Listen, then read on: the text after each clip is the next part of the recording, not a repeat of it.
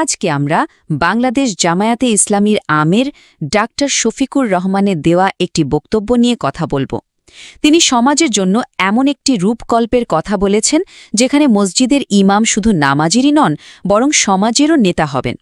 চলুন তার এই বক্তব্যের গভীরে গিয়ে দেখি এই ধারণার ভিত্তিটা ঠিক কি এবং এর প্রভাব কতটা সুদূর প্রসারী হতে পারে। দেখুন, এই একটা বাক্যেই কিন্তু পুরো বক্তব্যের মূল কথাটা বলা আছে। এখানে প্রার্থনা আর শাসনের নেতৃত্বকে এক করে দেখার একটা প্রস্তাবনা বলা হচ্ছে।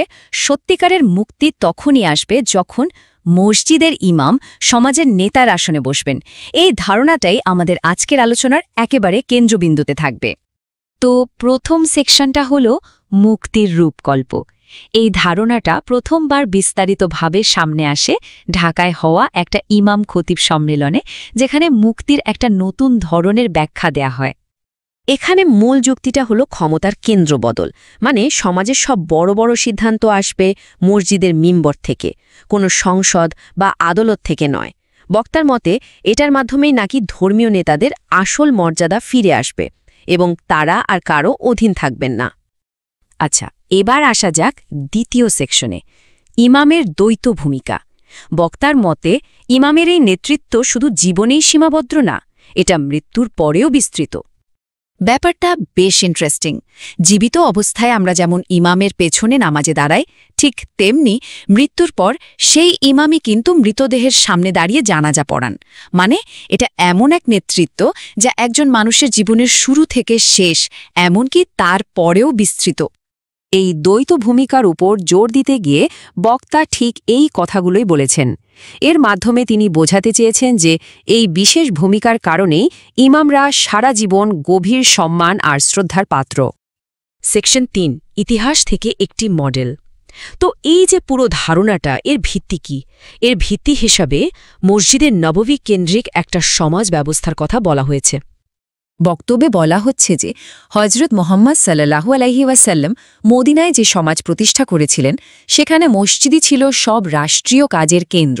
মানে কোনো আলাদা রাষ্ট্রপতির অফিস, প্রধানমন্ত্রীর কার্যালয় বা মন্ত্রিসভা এরকম কিছুই ছিল না। সব আলোচনা, এমনকি বিদেশি প্রতিনিধিদের সাথে বৈঠকও হতো সেই মসজিদে নববীতেই। আর এই মডেলটাকে কিন্তু শুধু একটা ঐতিহাসিক উদাহরণ হিসেবে দেখানো হচ্ছে না, বরং বলা হচ্ছে এটা স্বয়ং আল্লাহর তরফ থেকে বিশ্বের সর্বশ্রেষ্ঠ সমাজ হিসেবে স্বীকৃতি পাওয়া একটা ব্যবস্থা। তাই বক্তার মতে এটাই একমাত্র আর চূড়ান্ত মডেল, যার কোনো বিকল্প আগেও ছিল না, পরেও হবে না। সেকশন ৪, ঐশ্বরিক আইন দ্বারা শাসন। এর পরের ধাপে এই ঐশ্বরিক মডেলটাকে অন্য সব মানব সৃষ্ট শাসন ব্যবস্থার বিপরীতে দাঁড় করানো হয়েছে। এখানে সরাসরি মানব সৃষ্ট বা ধর্মনিরপেক্ষ শাসন ব্যবস্থার সমালোচনা করা হয়েছে।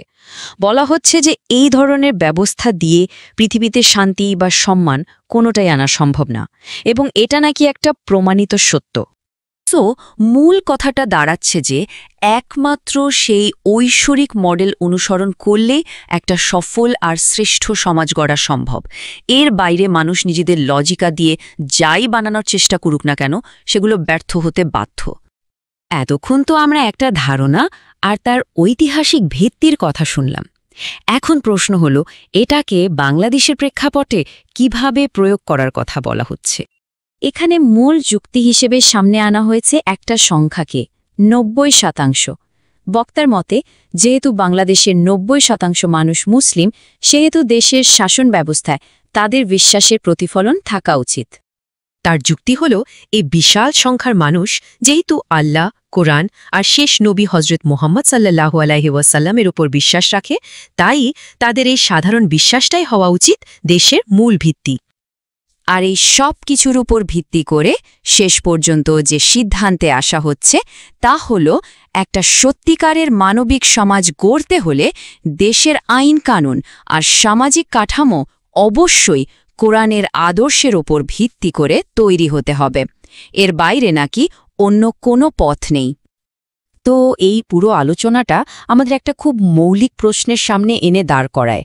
যখন একটা দেশের মানুষের বিশ্বাস আর সেই দেশের শাসন ব্যবস্থাকে এক আর অভিন্ন করে ফেলার কথা বলা হয়, তখন সেই সমাজের জন্য এর আসল অর্থটা কী দাঁড়ায়?